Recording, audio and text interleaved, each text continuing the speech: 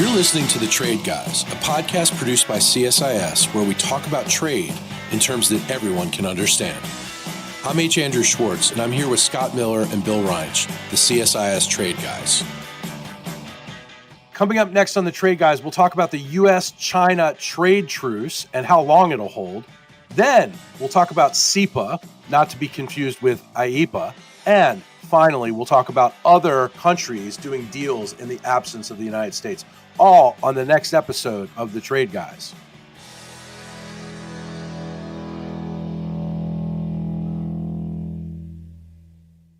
Gentlemen, this is a very special podcast because we have with us one of our favorite CSIS colleagues. That is Erin Murphy, who is Deputy Director of the Chair on India and Emerging Asia Economics. And she's also a Senior Fellow in our Emerging Asia Economics program. Erin, welcome to the Trade Guys.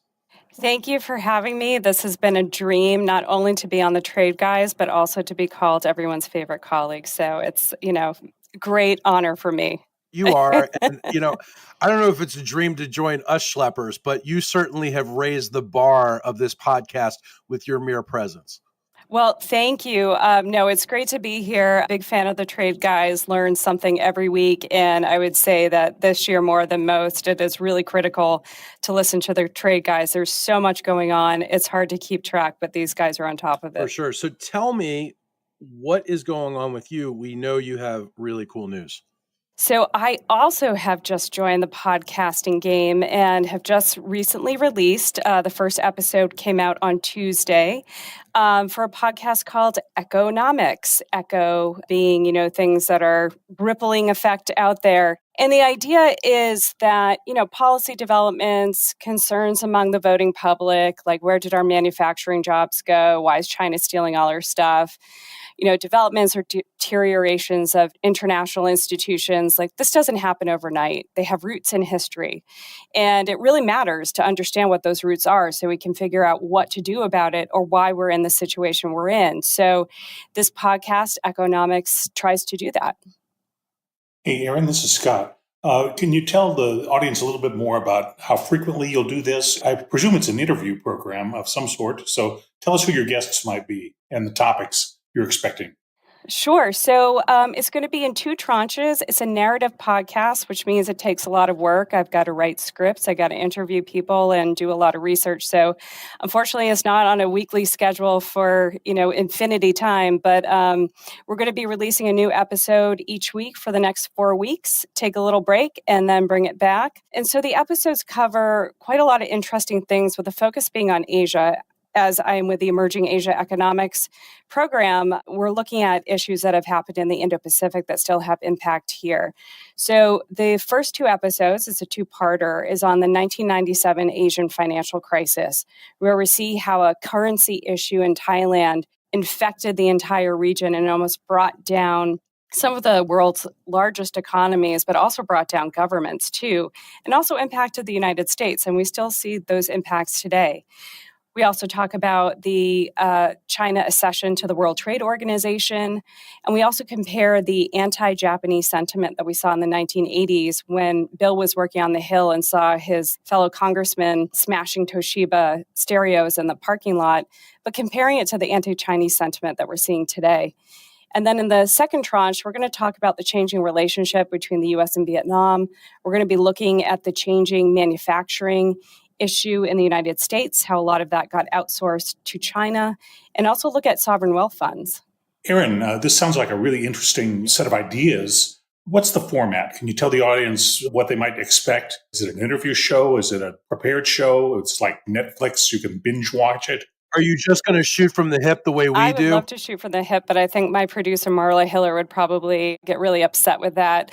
I could take it in very interesting directions, but this is a narrative podcast, so it requires a lot of finessing. So that includes interviews with policymakers, journalists, scholars that experienced whatever issue we're discussing, and also how they shaped it. It also has news clips, speeches from the folks that were working on it, whether they were from the World Bank or they were presidents of the United States. But we cover a variety of topics. So, for example, the first two episodes are on the 1997 Asian financial crisis, which talks about how a Thai currency issue basically ran rampant throughout the region and even infected, I would say, economies as far as Russia, Brazil, and the United States. So I talked to Caroline Atkinson, who was working at the U.S. Treasury Department during that time and was coordinating with European and World Bank and IMF colleagues. I speak to Thiranan Sudarak, who wrote his PhD thesis on how this happened in Thailand and how there are concerns that it might happen again. An Indonesian scholar who discusses how this actually brought down the Suharto government and ushered in democracy into Indonesia. So we have quite a few guests that really talk about their experiences. We also have a trade guy on 2 of our episodes, the great Bill Reinsch, who talks about China's accession to the WTO, as well as with Wendy Cutler and the negotiator for China at the time, Ambassador Zhang. And he also talks about, on an episode, comparing the anti-Japanese sentiment in the 1980s to the anti-Chinese sentiment today that we see. Revealing my age. Scott and I are the only ones here that probably remember the 80s. But this all sounds great. It's wonderful little history lessons. And I love history. And you preempted my question, which was going to be, when am I on it? and you took care of that already. So I think we're all looking forward to it. And listeners can access this on the CSIS website, right? That's right. And the first episode starts, what, next week or this week? It already started Tuesday, June 10th. The first part of the 1997 Asian financial crisis is out. The second part, how it all resolved and what its impacts have been, will be released next Tuesday. And then you get to hear Bill, the trade guy, on the next 2 Tuesdays. So yeah, I love history as well. I love talking about this nerdy stuff. And I love hearing about how Bill's congressional colleagues smashed Toshiba stereos in the congressional parking lot in the 1980s. I think you have a picture of that. That was a famous incident. Don't get me started. I may have photoshopped you in the back just to be like, look, see, it's Bill. Yeah. I was not there. That was a House of Representatives issue. I was working in the upper body at the time. We were much too dignified to do that. Oh, a likely story. So, yeah. Well, yeah, it is a likely story. But anyway, thank you so much. I'm looking forward to this. This is great. And all of our listeners out there, check it out. Absolutely. Aaron, don't leave me with these guys. Andrew, business calls. I got to write more scripts and, get more interviews for this podcast. But I think you're going to be fine. But thank you guys so much for having me. Very welcome. Hope you treat Bill better than Peter Navarro did. Sort of. Yeah, of course. The difference is I gave her permission. And I didn't give Peter permission to use my stuff, and he did it anyway. There you go. And I've never forgiven him for that. China is not the only perpetrator of IP theft, let me tell you. Well, that is another matter. Aaron, thanks again. Thanks, Andrew. Guys, let's get to the news, which is extensive. Let's talk about this new U.S.-China trade framework, which I'm not sure I really understand. Do you guys understand it? Well, sort of. I mean, there are limitations on how much you could understand because there's no text. There may not even be one, but there certainly isn't one available. And that, by the way, fits a pattern that we're beginning to see, which is make the announcement, brag about it, and don't release the text, or at least don't release the text until later. And what happens when you do that then is that all the journalists can only write what they're being told. And what they're being told is it's great. 2 or 3 days later, you can see the text, do an analysis, but by that time, nobody cares because Trump has moved on to the next one. I did a column on the UK deal, the week after it happened, and nobody paid any attention. I mean, nobody pays any attention to my columns anyway, but nobody paid any attention to that one because Trump had moved on. It was old news. So there's not a lot of accountability on these things, but based on what has been said, I think I'd say a couple things about it. One, it really is a ceasefire, not an agreement.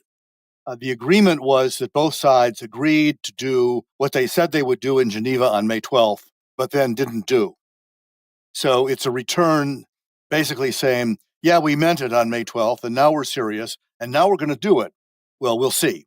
There was a lot of mutual recrimination post-May 12th as to both sides saying the other one was not meeting its commitments.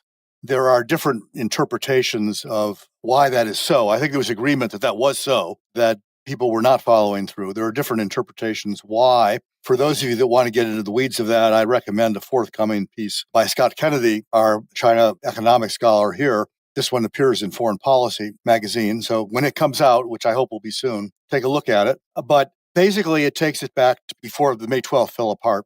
There appear to be two trade-offs. One is magnets for students. The United States agreed to let Chinese students go to school here, graduate school here, and the Chinese agreed to resume shipping industrial magnets, which are really critical for our automobile industry and a number of other high-tech products.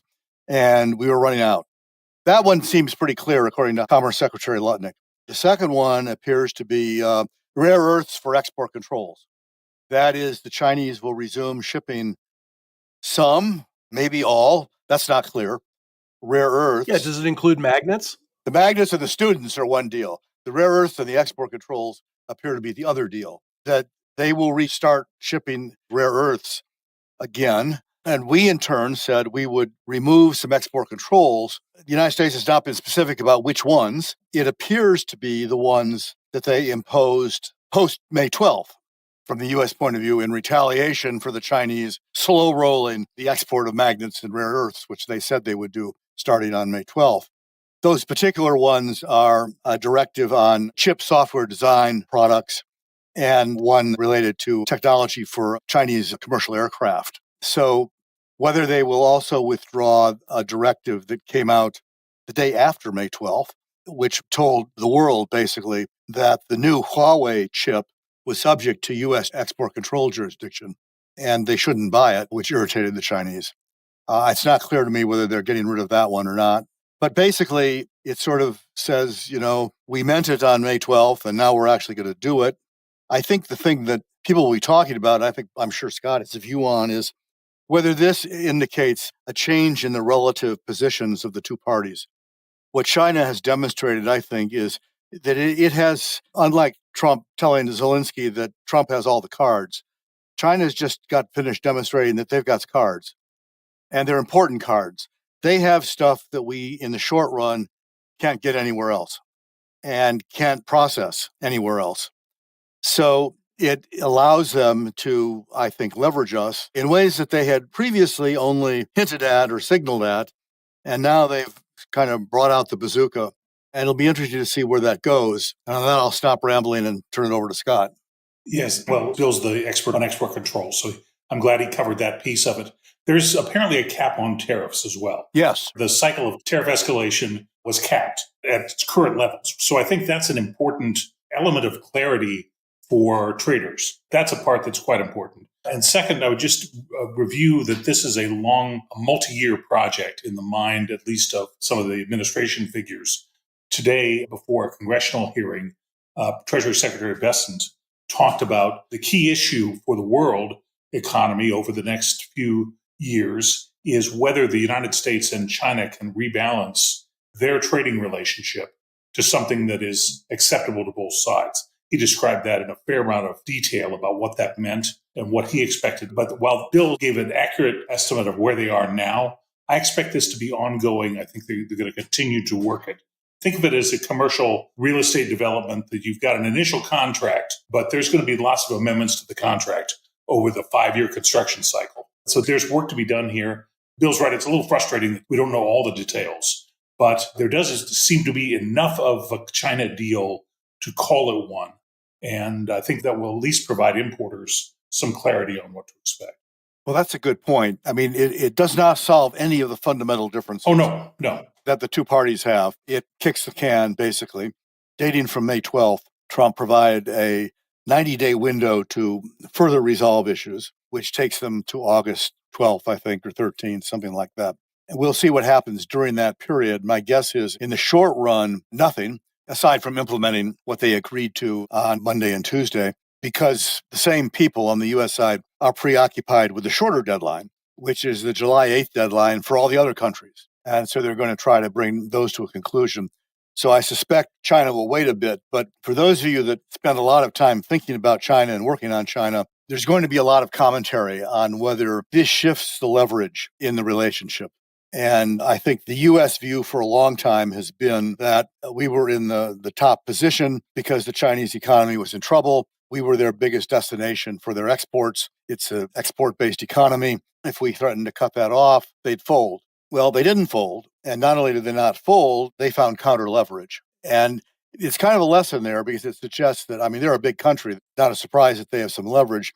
But it's a reminder even to smaller countries that sometimes they have things, maybe a particular critical mineral or two, or a particular technology that nobody else has. And that gives them a significance that might be much greater than their macroeconomic weight in the global system.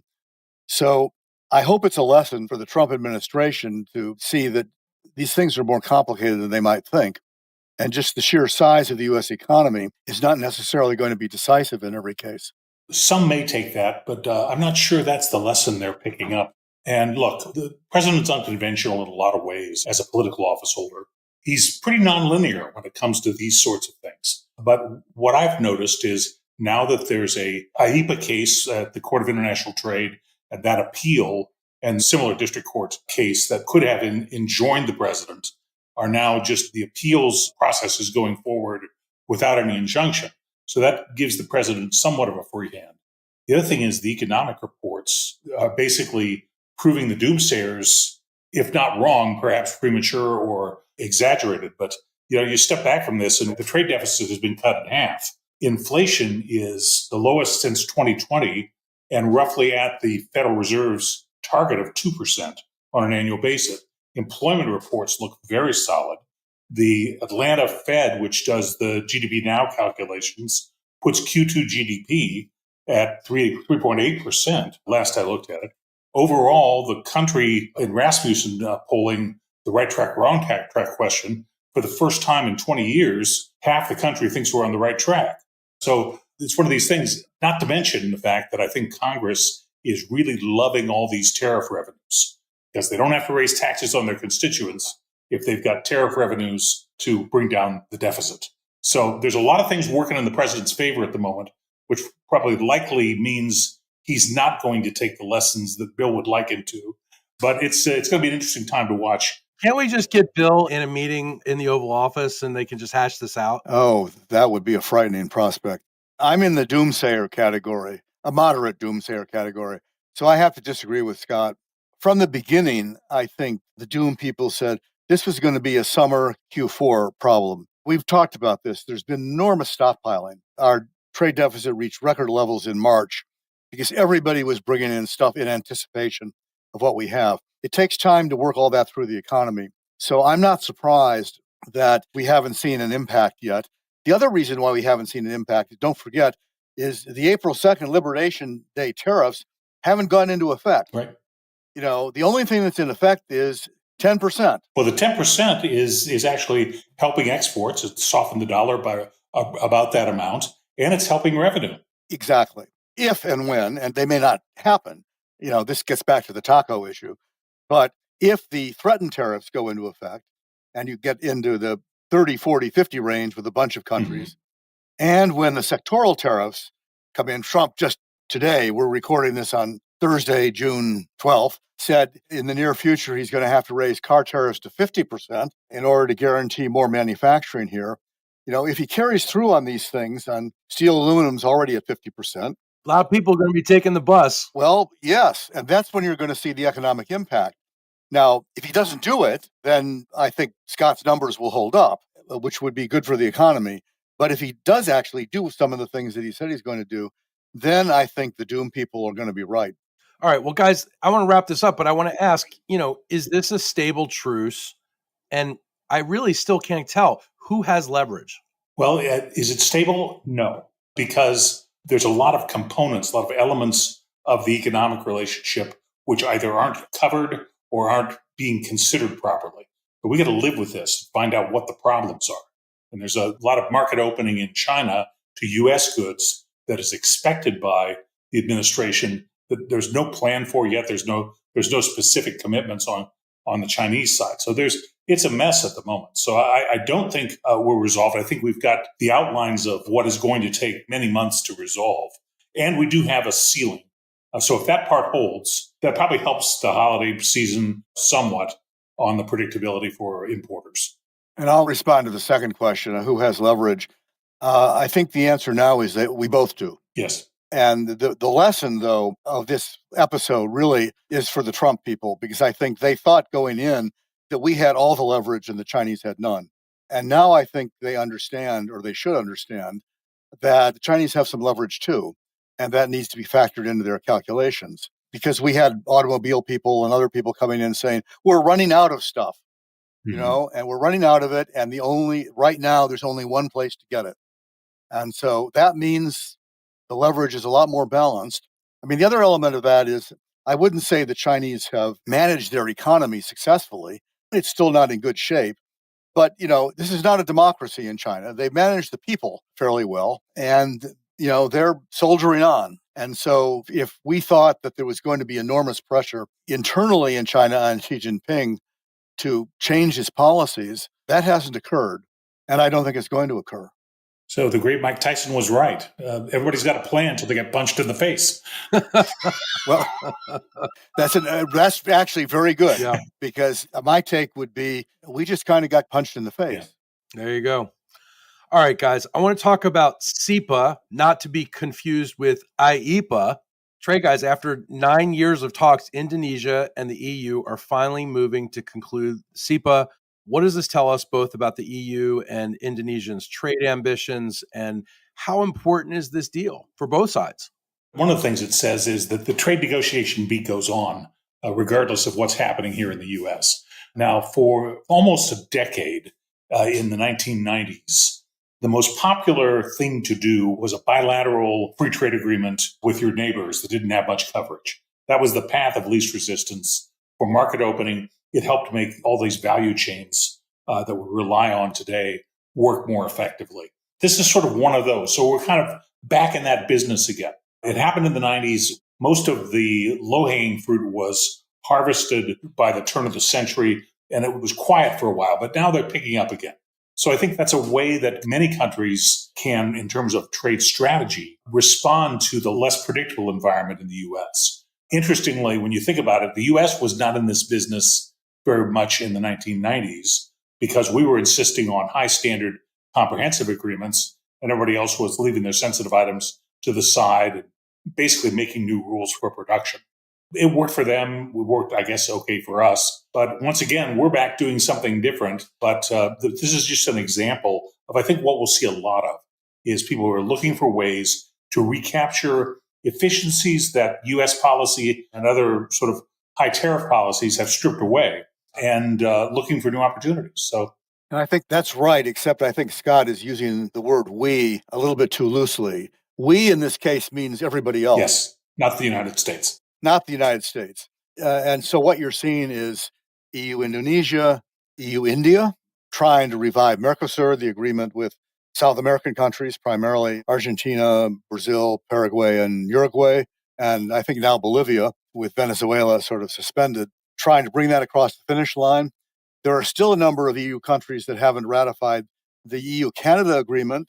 They're trying to finish that one off. There's actually talk in Europe about joining CPTPP, the Comprehensive Progressive Trans-Pacific Partnership.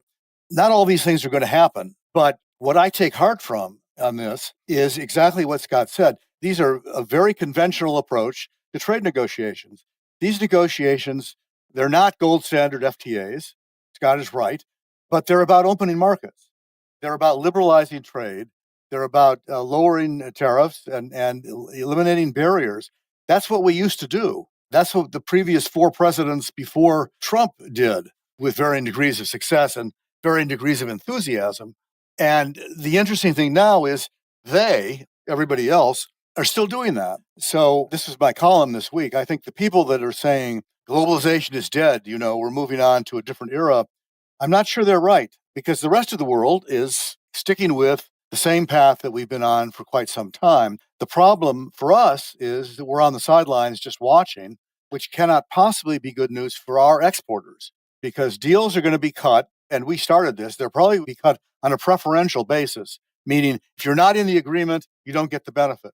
And so we're not going to be in the agreements, and our exporters are going to be disadvantaged. I made that argument a number of times many, many years ago, that the U.S. is falling behind in these things, and we're falling behind again. But maybe the best thing to do is encourage everyone to read Bill's column. Did anybody pay attention to you the first time? Well, we passed a few agreements, but not really. I take it you guys believe that with us on the sidelines, the EU is stepping into a bigger leadership role.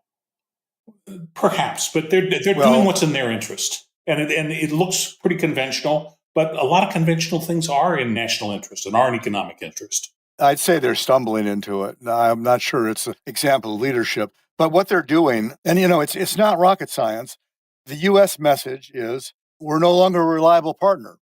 And so the obvious conclusion is find other partners. And it doesn't mean abandoning the United States. I spoke this morning at the Swedish Chamber of Commerce, Swedish American Chamber of Commerce, and the same issue came up. I think I was off the record, but since I said it, I think I could safely say it again. It doesn't mean you have to abandon the U.S., and I don't think anybody is. It means just don't put all your eggs in one basket, which is a basic element, and that's what's happening. I think the EU is realizing the U.S. is important, but there are other places that we can show growth with. Okay, so along those lines, when you look at the UK, India, and EU-India FTAs, is India emerging as really the next big trade partner for countries seeking to diversify away from China? And what's driving this surge? Well, it's certainly emerging as the next big target. People like to do agreements that are big, which means meaningful economies. And India is now, in terms of people, the biggest country on earth. So sure, everybody wants to do a deal with India. I think what we're seeing is that turns out to be very difficult. The news yesterday and today has been that the U.S. talks with India have slowed down because both sides are sticking to their positions. Yeah. Scott, take it away. Despite India's size, scale is not easily available, particularly in the production of goods. They do scale well on other things. They've done magnificently in high-tech services, for instance. But by and large, because of India's federal structure, it is very difficult to scale up and get the kind of efficiencies at scale that China has offered that made China really the center of factory Asia for a number of years. And look, it's a huge multi-party democracy. They've got a process that's sluggish and requires a lot of compromise, just like ours does. So these things do take time. But that's the goal, and certainly that's the hope for India. But they have 1 billion plus people who have ways to improve their living standards and to support production on a range of products. I think it's probably a good thing. So I take it we are going to be seeing the Indo-Pacific region become one of the core engines of global trade in the absence of new U.S. trade initiatives, correct? Yes. Yes, I think that's right. Okay. No question. All right. Let's talk about CPTPP for a second. It continues to attract applicants, but it seems to be a bit stalled. What's the future direction there? I think slow enlargement. The UK just joined. They entered at the end of last year. It gives new meaning to the term Asia Pacific, I think, since the UK is currently devoid of any physical presence there as far as I recall. But they're in. There's a lengthening list of countries that want to be in. The active negotiation right now is with Costa Rica, which I think is probably will end up getting in. It's a fairly safe choice. Ecuador has expressed interest. Uruguay has talked about it, although they're not. They're the Atlantic side of the Pacific, so I'm not quite sure. But then again, so is the UK. So is Britain. So, yes. So the interesting ones, there's 3 to watch. China and Taiwan both applied a day apart. And those are stalled, going back to what Andrew said. I think the polite term is that what the CPTPP Secretariat has said is there is no consensus on those 2, which means that, one or more of the countries are objecting to going forward. So it's not clear to me where that one will go. The other one that we're all waiting to see is South Korea, which has not joined the list yet, which has talked about it frequently, both internally and externally, and has just had a change of administrations last week with the election of a new president. So we'll see if it's something that he chooses to do. He's appointed as trade minister Han Koo-yo, who had been the trade minister in a previous administration. And you may see more interest being expressed there. That brings back a lot of historical issues, though, because in order for them to get in, Japan will have to say it's okay. And the Japanese-Korea relationship has been, I guess the best thing to say is uneven for more than 100 years. So we'll see. But that's the big one that we're watching. But right now, I think the one active negotiation is Costa Rica. Look, there are a lot of groupings and a lot of ways to get to trade liberalization in the Asia Pacific. And what I learned from watching ASEAN over the years, these 10 nations with vast differences in scale and economic development, always moved forward. They always moved toward more open markets. Even if it's slow, that's the general direction. Guys, great episode. Thanks for your insights today. We want to thank our colleague, Erin Murphy. Everyone should listen to her new podcast, and we will be back next week with another episode of The Trade Guys. To our listeners,